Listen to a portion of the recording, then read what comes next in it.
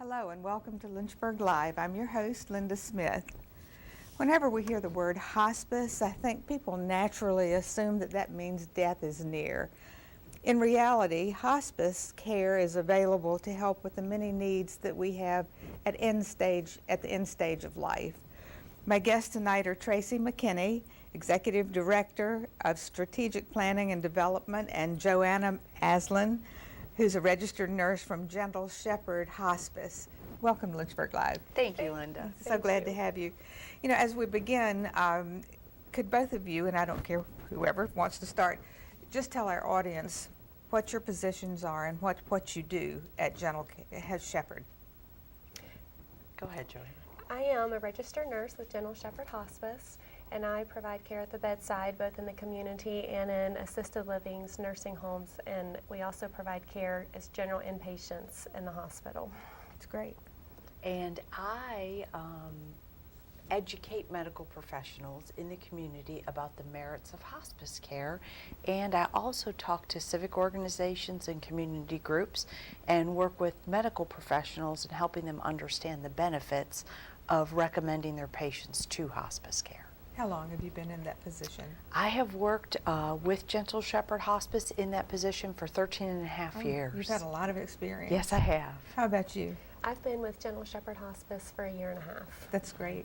Yes. I mean, it's a wonderful nursing opportunity for you, and I understand that you are hoping to further your career and be a nurse practitioner. That's correct. Yes, ma'am. Yeah, that's great.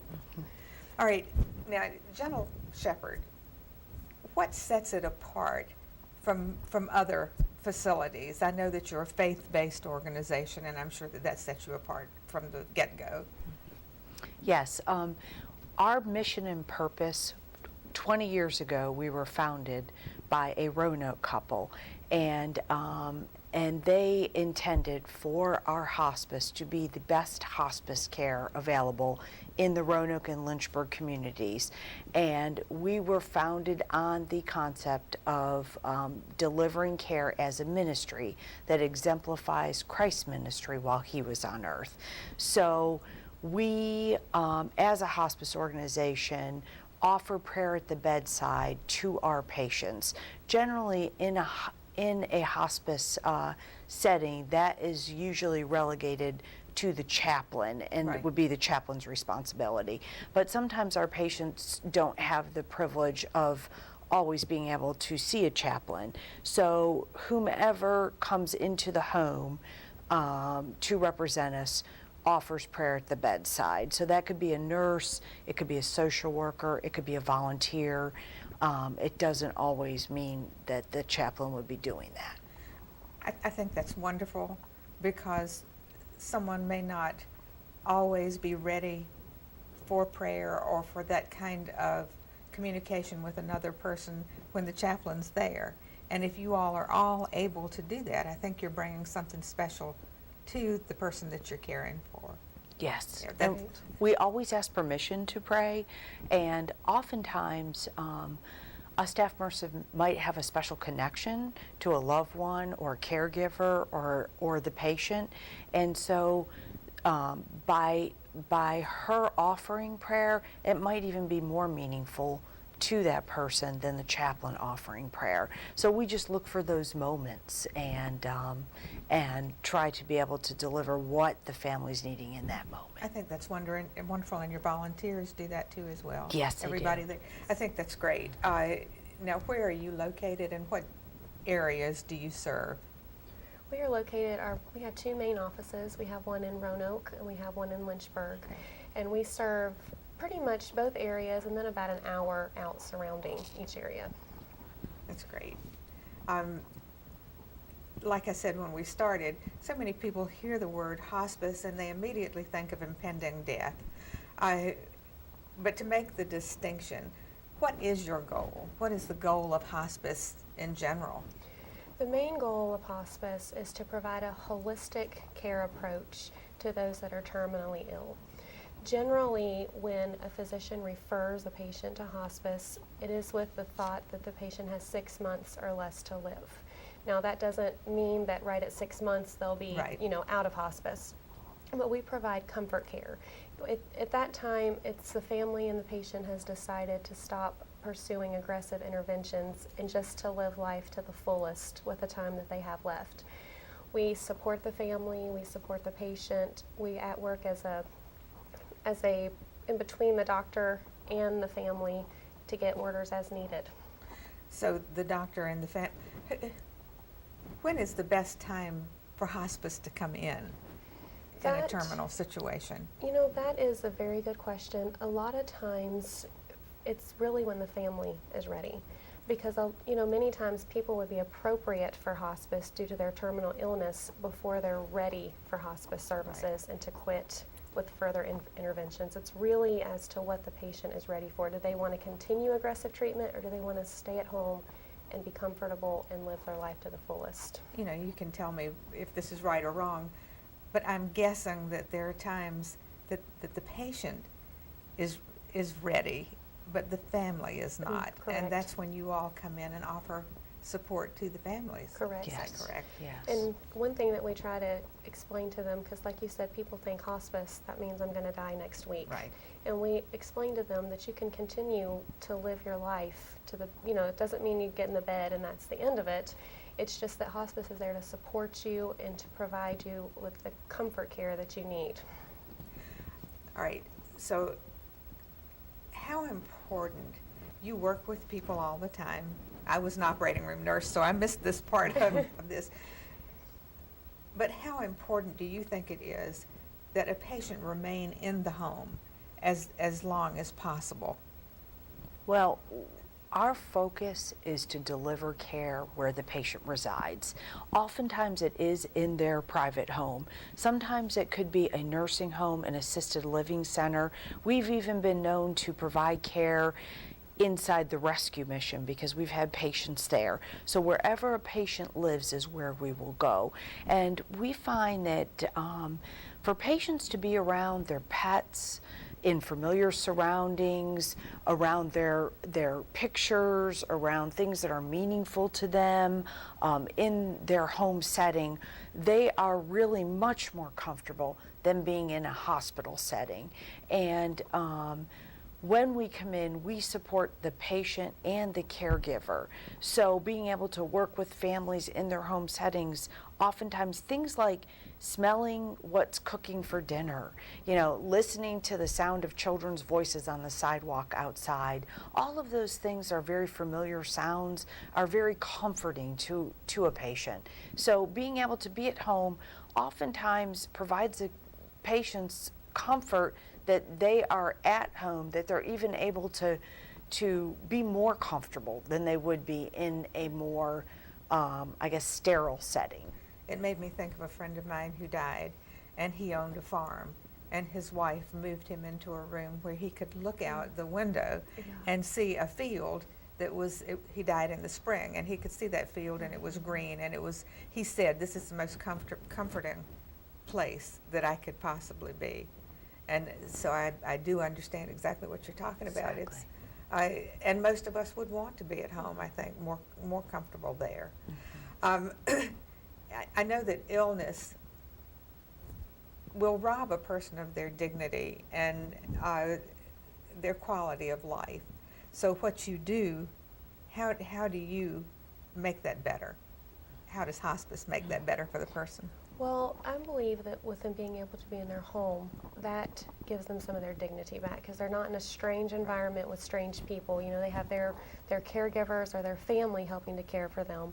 Then we also have CNAs that go in and help provide care, and they work with the patients and their family. If the patient's allowed to perform part of their personal care, they do what they're able to at the time, and the CNA is there to assist them. So in doing that, we're able to provide them with more dignity as their disease progression advances. And two, part of the philosophy of hospice is the patient is in control. Right. That means the patient makes his or her own choices, and that is part of how we work. When we accept a patient into our care, we sit down with the patient and the caregiver and the family to talk about what the patient's goals are, what they'd like to achieve in their last days, what they're able to do. We really affirm them and try to encourage them to do do as much as possible for as long as possible, and that looks different in every situation. But we feel like when patients feel more in control of their situation and their symptoms and their pain is well managed, then they have better dignity. And also, like Joanna said, she mentioned certified nursing assistants, and dignity can come in being able to provide the utmost physical care for a patient. This is important for women. We like for our hair to be styled, we like for our makeup to be on, our nails to look pretty. We like for our skin to be, lotion rubbed into our skin. For men, making sure they're clean shaven, making sure they feel physically just very good and very presented very well, and that's all part of what we help to care for. So we make sure that we know what makes them feel dignified, and we try to achieve that. In a hospital situation, out of necessity, a patient loses control because of the regimentation of the hospital, the way the day goes and the nurses and what they have to do. So I think this is certainly one of the biggest pluses in just talking to you and listening to you answer this question. For me, it's one of the biggest pluses about hospice, which is I've learned something new today. Now, what about, are there any barriers for those wishing to receive hospice care? There can be a variety of barriers. One is a concern about cost, and we do a lot of education in the community, letting folks know that hospice is paid for by Medicare, Medicaid, and private insurance companies.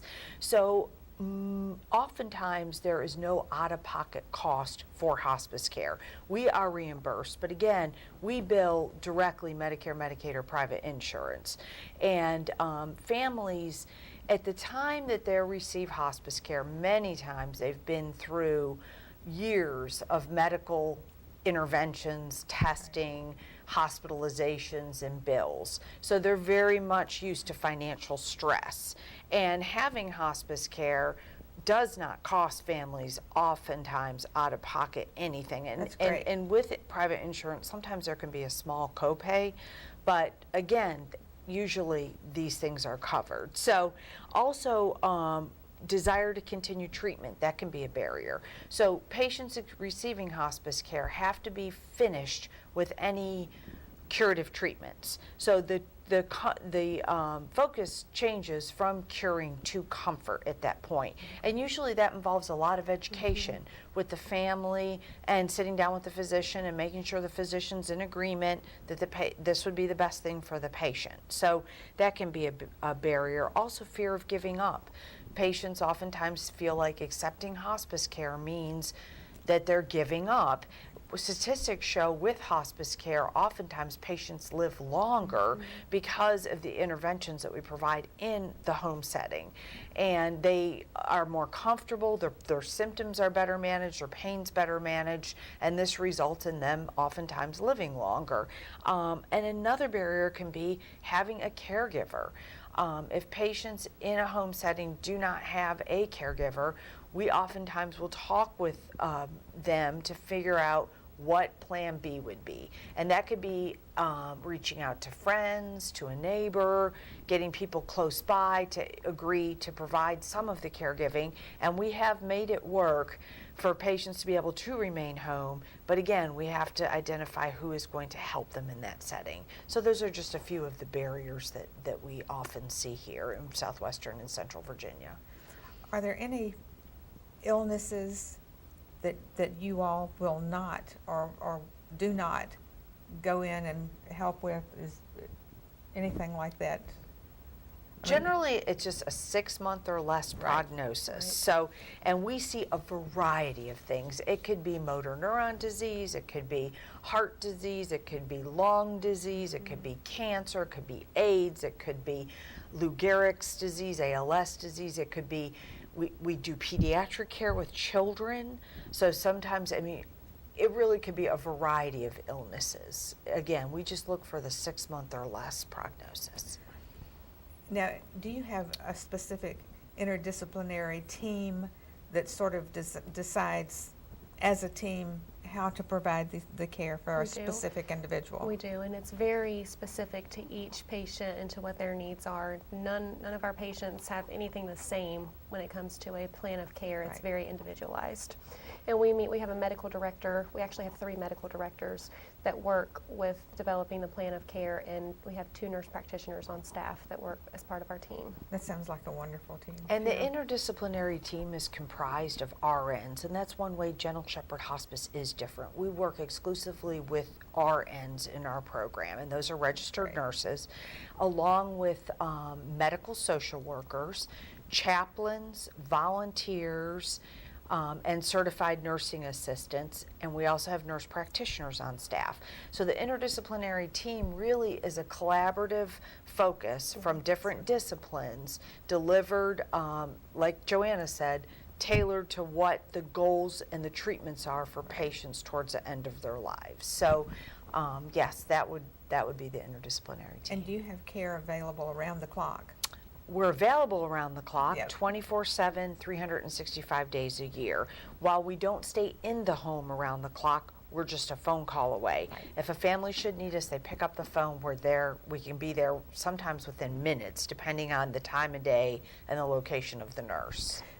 And our Right. visits, we stay, it's not like we're just there for an hour and that's all you get. We make our visits, the length of them are however long the patient needs till we have their symptoms under control and they're That's great. managed. So, I've been in a home for 6 to 8 hours before with one patient to make sure that they were comfortable, working with a physician's office for orders to get them to a desired state of comfort.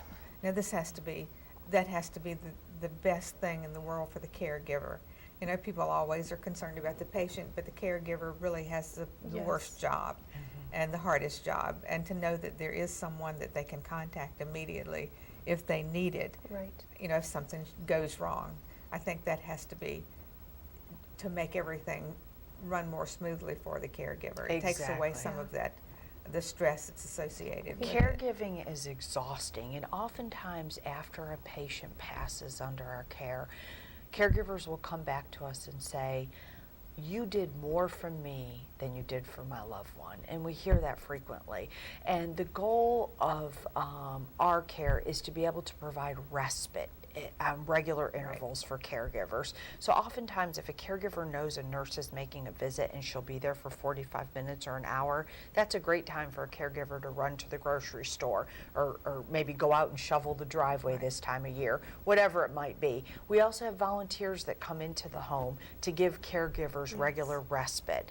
And caregivers can take advantage. We try to do a lot of education and furnish them resources. Our social worker works closely with caregivers to see emotionally how they're handling anticipatory grief, and also to see how they're coping, and to see maybe in the community if there's any other resources that we can bring into the home to provide caregivers added relief from their around-the-clock duties. So again, our focus really is for the caregiver as well as for the patient. This is one of what you're saying right now is what I wanted to bring to the audience. I wanted them to see all of the avenues where you all come in and make a difference to the family and to the patient.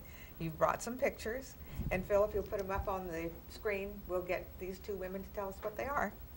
Okay, this is Camp Braveheart, and Camp Braveheart is a camp that we conduct for a week, and we do it at Camp Ridgehaven in Brevard, North Carolina. And Martha Furman, who's on staff with us, she's a licensed professional counselor and family and marital therapist, and she also is in private practice with Total Life Counseling. She and her husband, John Furman, who's a chaplain with us, they have founded and do Camp Braveheart every year. And it's open to children, and these children aren't necessarily children that have worked with us in hospice. These are children that have experienced a loss. It could be a loss of a sibling, a close friend, a grandparent, a parent, and they're invited to attend. And this camp really helps children to understand what is normal grieving. These kids are oftentimes angry, exhausted, lonely, anxious, confused. So what we try to work with these kids on is understanding what is normal grief, how to make the adjustments needed to be able to navigate the world without their loved one in And it. at this camp, they have an opportunity to be with other kids who are experiencing similar situations. And some of these children come to us from around the country, outside of Virginia. That's great. So Yeah. these kids come from all over, and they do a lot of team building, ropes course. They crack pots. They write on the portions of the cracked clay pots their feelings or their emotions, and then they glue the pots back together, and they put a candle in the middle of the pot and the light shines through, and that's to demonstrate the light of Christ. Oh, that's and wonderful. how he can illuminate in dark situations, and helps them to understand better their grief. Those people that were there a minute ago, are those staff? Yes, that's our hospice palliative care leadership team. So they are all nurses and one social worker in that team. And they help review all of our medical interventions in hospice and look at our plans of care and work with our medical directors to ensure our patients are receiving the best hospice care available. And the building, that's your Yes. your That's our- building in Roanoke? Yes, ma'am. that's our building. Do you in have a Roanoke. facility here in Lynchburg? Where are you located Yes, in we're Lynchburg? located on Timberlake Road in Lynchburg in a home much like this home. It looks like a private residence that sits up off the street, and there is a That's sign great. out front.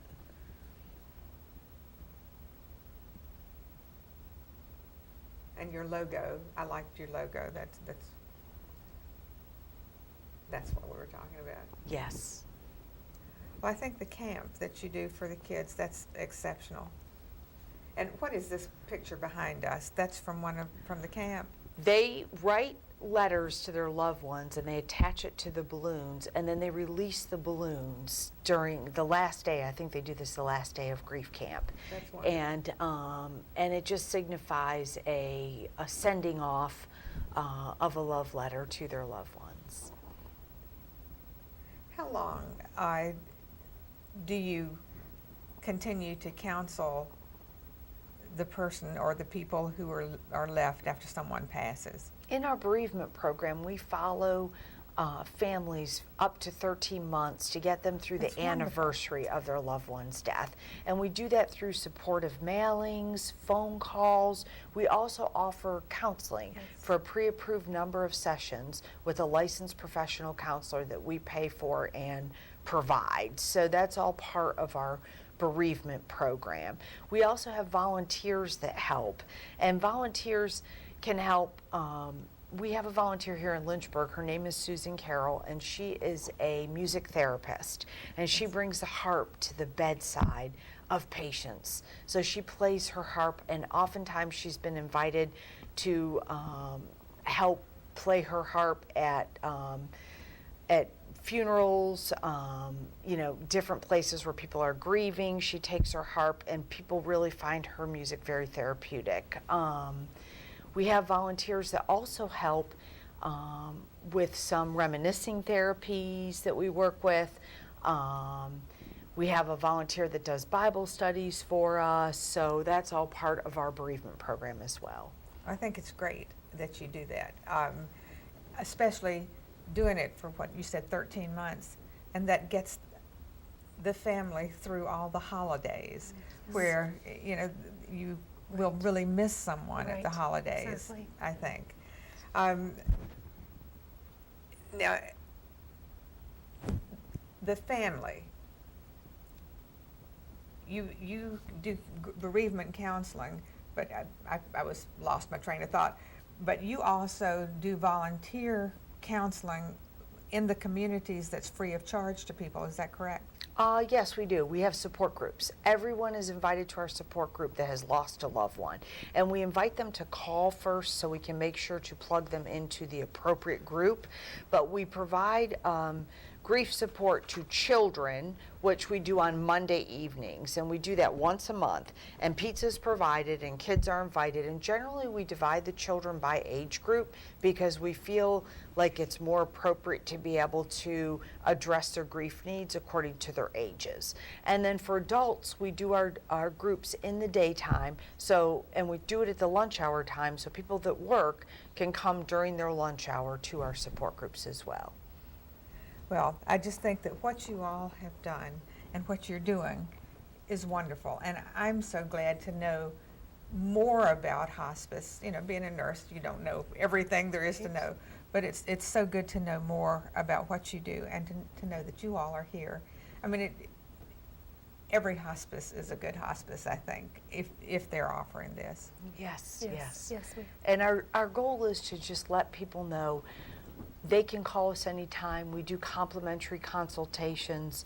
If they've been pursuing treatment and they're at the point of not wanting to go back to the hospital, if they've been to the emergency room multiple times, if they're at the point where they feel like they're struggling with pain, and a cure is not working, their medication might not be working anymore, it's a good time to think about maybe calling hospice in. And usually when we are called, we can sit down with adult children, talk about options for their parents. We can do this. We go to adult children's workplaces. We can come to the hospital bedside.